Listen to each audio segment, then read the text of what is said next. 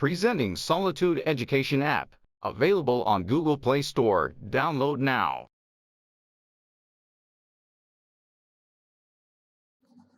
Hello everyone, welcome to the solitude education. Now eccentric bolted connection पढ़ रहे हैं बच्चे हम, और उसमें क्वेश्चंस कर रहे हैं बहुत सारे। तो नाउ नेक्स्ट क्वेश्चन देखो, यहाँ पे क्वेश्चन है नेक्स्ट।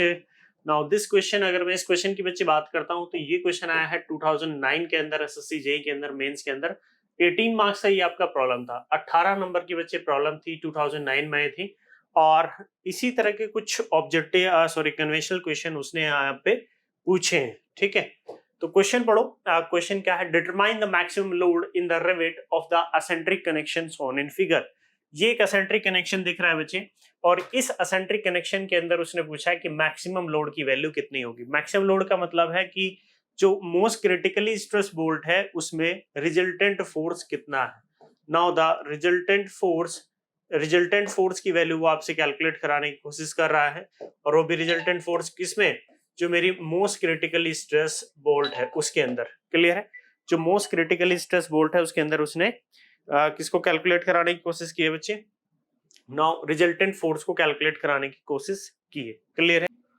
तो यहाँ से मोस्ट क्रिटिकली स्ट्रेस बोल्ट जो होगा बच्चे, उसमें आपसे फोर्स कैलकुलेट कराने की वो कोशिश कर रहा है। क्लियर? जो मेरा मोस्ट क्रिटिकली स्ट्रेस बोल्ट है। क्लियर है सभी को? अब यहाँ पे फिगर देखिए आप एक बार, ये फिगर दिख रहा होगा आपको क्वेश्चन में। यहाँ पे क्वेश्चन में देखो बच्चे फिगर, ठीक है। अब मेरे नंबर ऑफ बोल्ट से मैं अप्रोक्सीमेटली मेरे यहाँ पे 6 बोल्ट लगे हुए हैं, या रिवेट कह लीजिए, 6 रिवेट्स। और इनका अगर मैं सीजी की बात करूं तो ये मेरी कोई सिमेट्रिक लाइन है। Now this is the symmetrical line. ये इस एक्सिस के अबाउट, ये मेरा एक्स एक्सिस, इसके अबाउट भी सिमेट्रिकल है। और ये मेरा वर्टिकल एक्सिस वाई एक्सिस, ये इसके अबाउट भी सिमेट्रिकल है। और जो मेरा सीजी होगा, now this is the CG, ये बच्चे मेरा सीजी हो गया। Now this is the CG. ये जो मेरी रिवेट है ये सीजी का काम करेगी। अब इतना तो आप लोगों को भी पता होगा, सीजी हमेशा सिमेट्रिकल उस पे होता है, ठीक है। ये तो एक्स और वाई दोनों एक्सिस के अबाउट सिमेट्रिकल है, तो मेरा यहाँ पे सीजी मेरा लाई करेगा। क्लियर है बच्चे?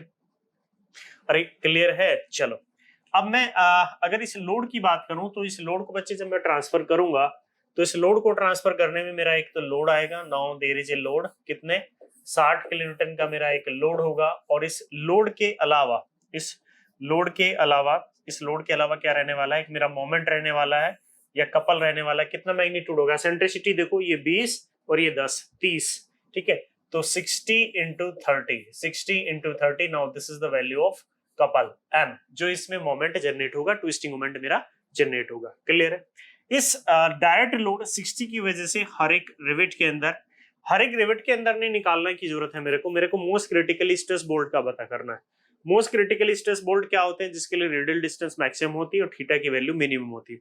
तो भाई मेरे को 4 ही बोल्ट दिख रहे हैं जिनके लिए रेडियल डिस्टेंस मैक्सिमम हो रही है। एक तो अगर मैं बात करूं, now this is the bolt, एक मेरा ये बोल्ट है, दूसरा मेरा ये बोल्ट है जिनके लिए रेडियल डिस्टेंस मैक्सिमम है। एक मेरा ये बोल्ट है, नाउ एक ये मेरा ये वाला बोल्ट हो गया बच्चे, ठीक है। ये मेरे बोल्ट है, ठीक है, जिनके लिए मेरी रेडियल डिस्टेंस क्या है? मैक्सिमम है। इन सब के लिए मेरी रेडियल डिस्टेंस की वैल्यू क्या है? मैक्सिमम। ये बात करूं तो 10 है। ये डिस्टेंस कितनी है? 10, ये भी 10, तो ये कितनी हुई? 10√2। ये वैल्यू कितनी होगी? Now this value are coming out to be that is of 10√2। ये वैल्यू मेरी कितनी होगी? That is of 10√2। क्लियर हुआ? ये वैल्यू मेरी कितनी होगी? नाउ 10√2।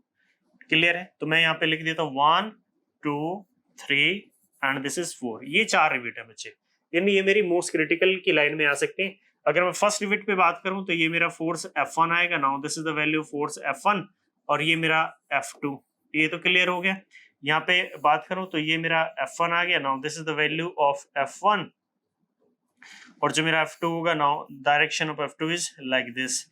ये मेरा F1 हो गया बच्चे। Now this is F1 and this is F2। अब F1 F2 में तो आपको कोई कंफ्यूजन होना नहीं चाहिए। इस रिवेट के लिए ये मेरा direct downward F1 and now this is the F2, ठीक है। तो अगर मैं थीटा की बात करता हूं तो 1 और 2 मेरी दो ही रिवेट ऐसी हैं, 1 और 2, जिनके लिए थीटा मेरा मिनिमम होगा। थीटा क्या होता है? दोनों के बीच का एंगल। थीटा क्या है? दोनों के बीच का एंगल ही तो है। ये भी थीटा है, यहाँ पे ये भी थीटा है, ठीक है। तो ये मैं कोई सी भी रिवेट में, ये मेरा बच्चे क्या हो गया? Now this is the resultant force. इसके लिए भी ये मेरा क्या हो गया? Now this is the resultant force. Clear है? तो मेरी रिवेट नंबर 1 और रिवेट नंबर 2, मेरी रिवेट नंबर 1 और रिवेट नंबर 2 दोनों के लिए आप रिजल्टेंट फोर्स निकाल लो, सेम ही है। तो जो मेरी मोस्ट क्रिटिकल स्ट्रेस रिवेट है वो रिवेट नंबर 1 और रिवेट नंबर 2 है। कोई सी में भी फोर्स निकाल लो वो मेरा मैक्सिमम फोर्स होगा। क्यों? क्योंकि दोनों इनके लिए rivet are I radial distance maximum है।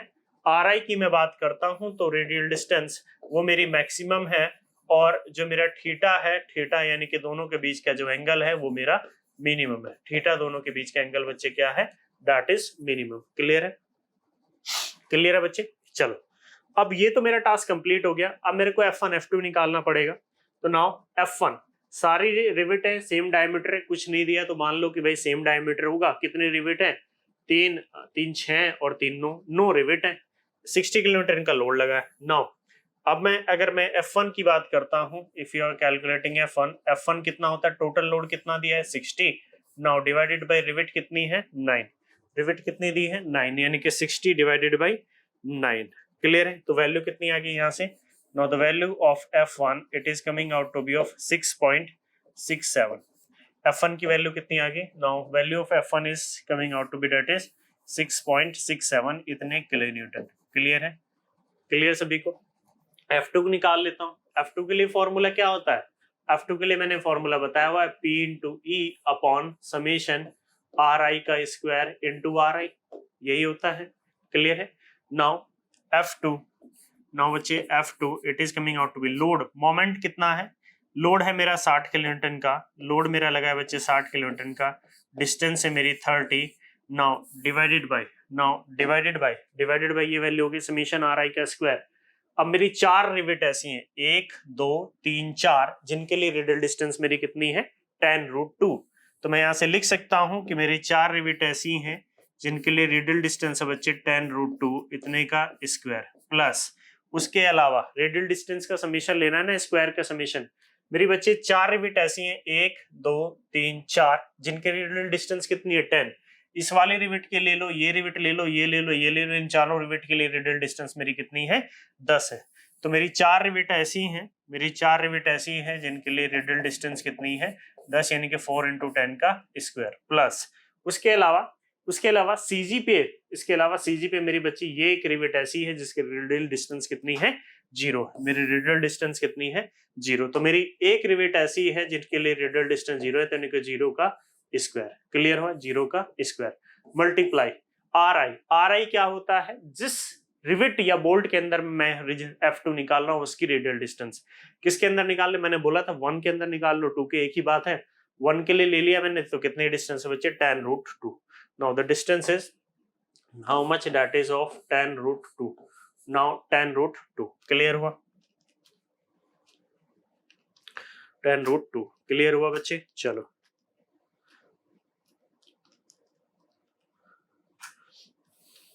अब इसको कैलकुलेट करो।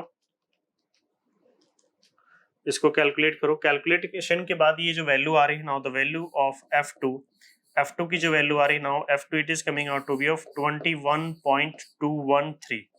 21.213। Now this is the value of F2। ये किसकी वैल्यू आ रही है बच्चे? F2 की वैल्यू आ रही है इतने किलो न्यूटन। मेरा F1 आ गया था यहाँ से। Now this is the value F1, और ये मेरी किसकी वैल्यू आ गई? F2 की वैल्यू आ गई। मैं यहाँ से क्या निकाल सकता हूँ? We calculate the resultant force.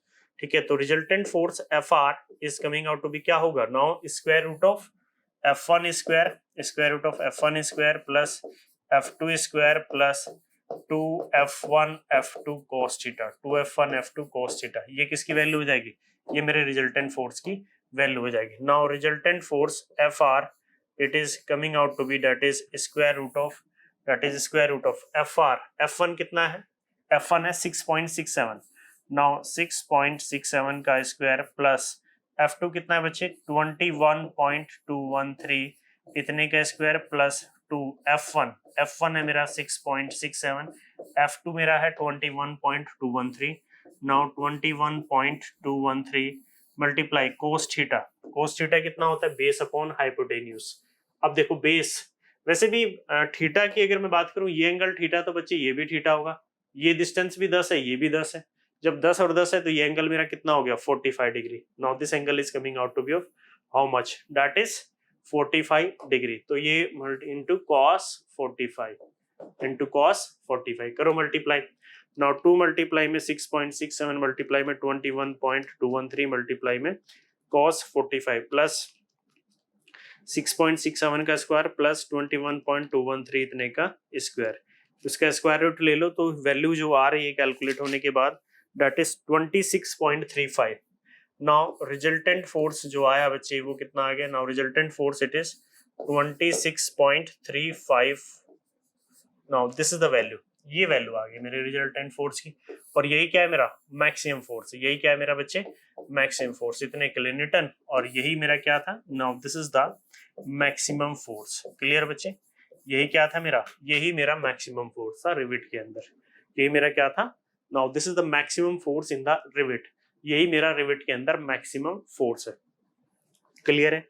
अरे क्लियर है? यही क्या था मेरा रिविट के अंदर मैक्सिमम फोर्स। क्लियर हो गया बच्चे?